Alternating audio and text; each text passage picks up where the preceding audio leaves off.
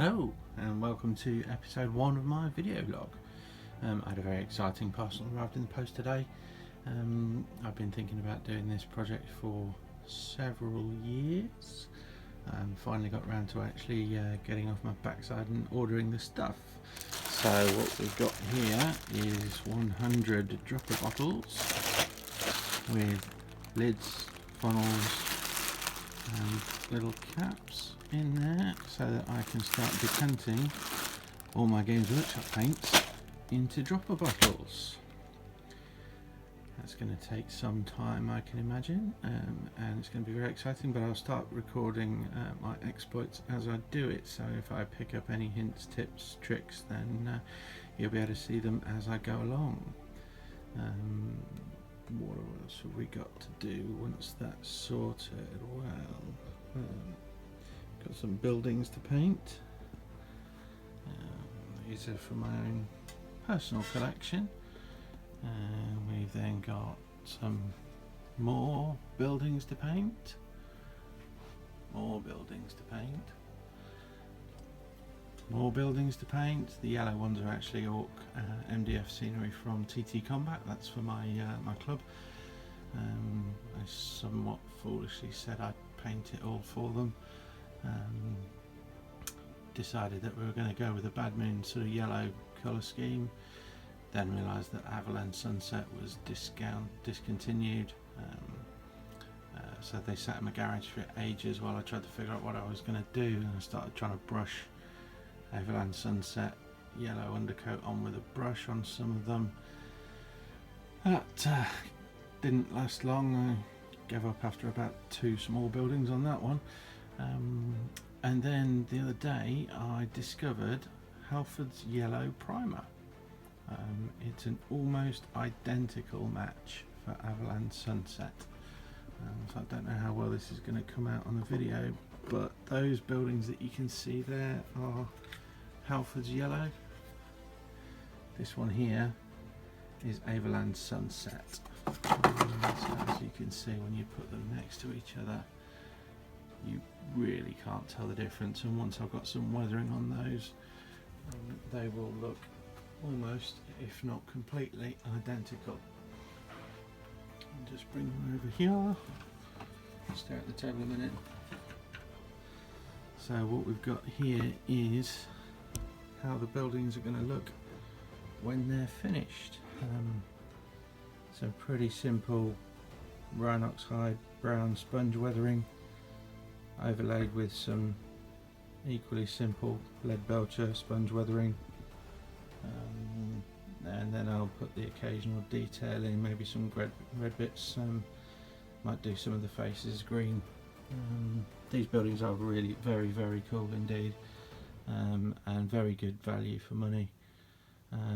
Bit of a pain to put together at times, but you can get a really good table's worth of this scenery for not very much at all. I can't remember exactly how much all of these buildings cost, but I mean, as you can see, there's some there, some there.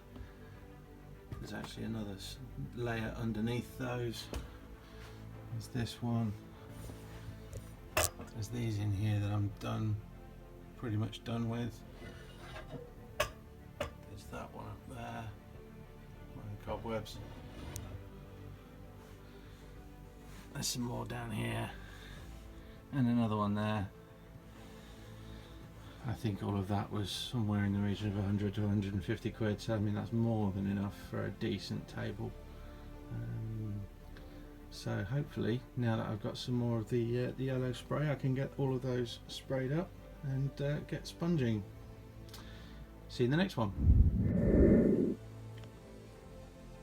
So we've got everything underway here, and we've got a big bag of bottles, loads of lids, little caps, bottles, empty bottles all prepared, mixing bowls, paper clips, flow improver, clippers, kitchen roll, more clippers, and barbecue skewers.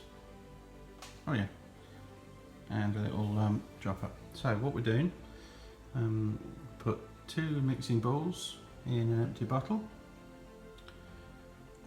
Bend a little paper clip so that it just hooks over the top of the neck of the bottle like that.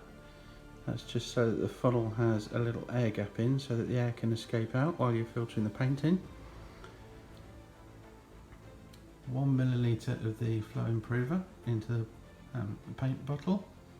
We've clipped the top off that paint bottle so that we can get in a bit easier while we're decanting it.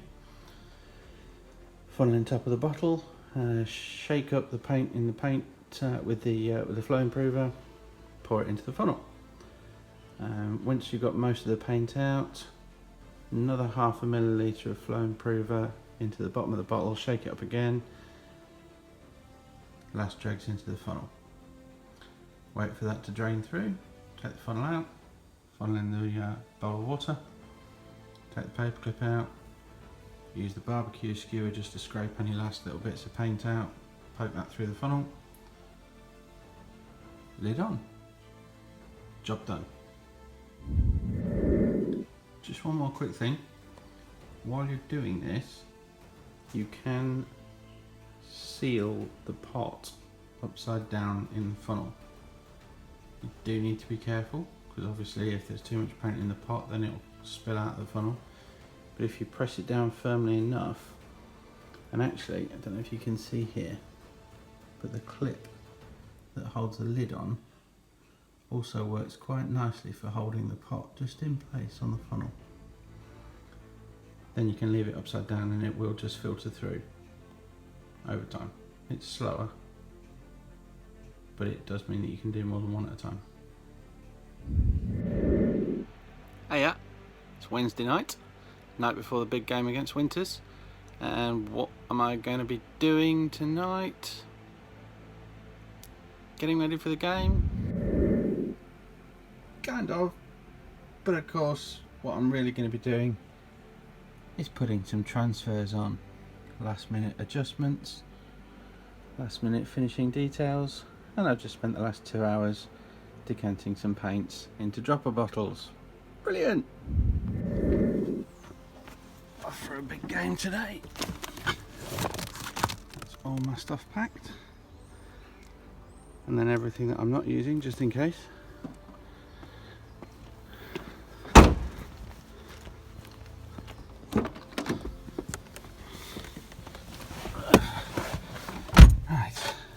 Off for a drive. See you in about 2.5 hours. Hello, it's Friday night. What else do you do on Friday night but decant more paint into dropper bottles? 40 down, 59 more to go. I've got wine though, that'll help. Hello, we're still going, still more paints to decant, but I thought I'd do a full video of showing how to decant a paint from a GW bottle into a dropper bottle. So here we go, this is a 15mm dropper bottle. GW paints are 12ml. Pretty sure they're 12ml. Typically that one doesn't say. Right, so take the dropper bottle and into that we put a couple of paint mixing balls. Just be careful to get the high quality stainless steel ones. I think it's grade 316 because they then won't rust within the paint. Pop a couple of those in there. The reason you use 2 is so that one could potentially get stuck in the nozzle of the dropper bottle once you put it up in there. You really don't want that. 2 means it's less likely to happen. Take the paint that we want to transfer. This one's one I've had for quite a while, and the first thing to do is to thin that down. So we'll give it a bit of a shake just to give it a bit of a mix to start with. And then what we'll do is we'll snip the hinge at the back, just so that we can take the lid completely off. Make sure we get most of that out of there. Then here we've got flow improver. This comes in a nice big 200ml bottle.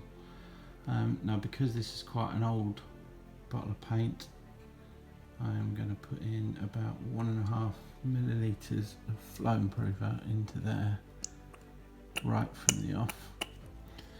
We'll have a look and see how that flows once it's all mixed up. So pop the lid back on, give it a good shake.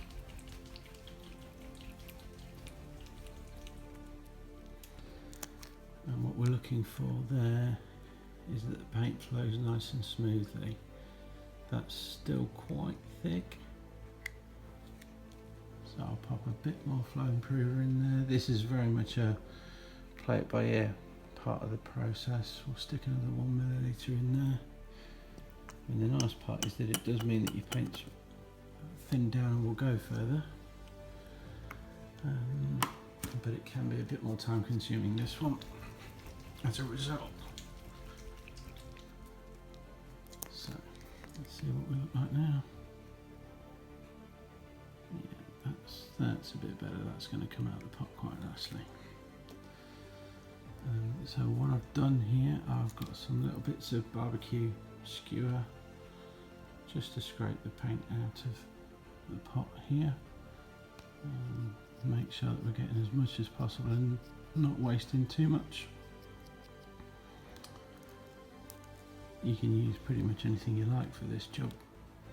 Really, I just got these to hand and they're sort of nice and cheap and easy to cut down. So once we've done that, we'll get our dropper bottle back and we're going to use a funnel to decant the paint into the dropper bottle. Now the problem that you may experience with doing that is the funnel forming a seal. As you can see, it fits snugly into the neck of the bottle, and if you then pour that funnel full of paint, the air's got nowhere to escape. So I mean, there's various things you can do about this. I've seen people use a little blob of blue tack just in the angle of the funnel here, just to stop it forming a tight seal. I've twisted a little brass paper clip into this shape. Just drop it in the neck there. Pop the funnel in, making sure that the paper clip doesn't poke up the nozzle of the funnel, and then pour the paint in. As you can see, the flow improver there is making it come out quite nicely. We don't want it too thin because then it's not going to do the job when we actually put it on the model. If it's too thin, then it'll just sort of need too many coats. But you probably don't want it much thicker than this. I mean, I've done some that are really quite thick because I've had the paints for ages and I've not looked after them properly. Much thinner than this, and it's probably getting on towards being too thin. This will be quite nice. It'll still squeeze out the bottle really nice and easy. So at this stage we're sort of dripping the last few dregs out of the bottle. If you want to be really thorough at this point, then you can put a few more drops of flow improver in there, shake it up, scrape it out. I'm not too worried about that. I mean, as you can see, this bottle's probably just over half full. I've had this pot of paint for several years. I'm not going to get too worried about a little bit of scraping the last dregs out of the pot. As you can see, I mean, there is still some stuff in there that would come out, but it's all about how much value you want to make out of that. Take the funnel out and just shake it out, make sure the last drops come out of there. If need be, you can always get your little scraper stick. This is another reason I'm using barbecue skewers, because they do poke quite nicely through the nozzle of the funnel. Take that out, pop it in some water. the bundle that I got had 100 of these dropper bottles and came with 20 funnels, so you will need to rinse them out. And wash them, so by putting them in a bowl of water, it stops the paint from drying on them too much, and makes it a bit easier to clean them out. So we'll get the nozzle, pop that in there, just in the top there, and grab a lid, screw that on. Still trying to get used to doing stuff looking through the camera. Give it a bit of a shake. You can hear those mixing bowls doing their job. And then the last piece of work to do is to just peel the label off the old pot. These come off really nicely. It's almost as though they intended you to do this. I tend to like to lay the bottle flat, because I'm a little bit OCD with this sort of thing, just so that make sure that the label's level. It's pretty forgiving. You can take it off and put it back on if it's not straight the first time, if that's something that you're bothered about. There we go, all ready for the next paint session. See you in a bit.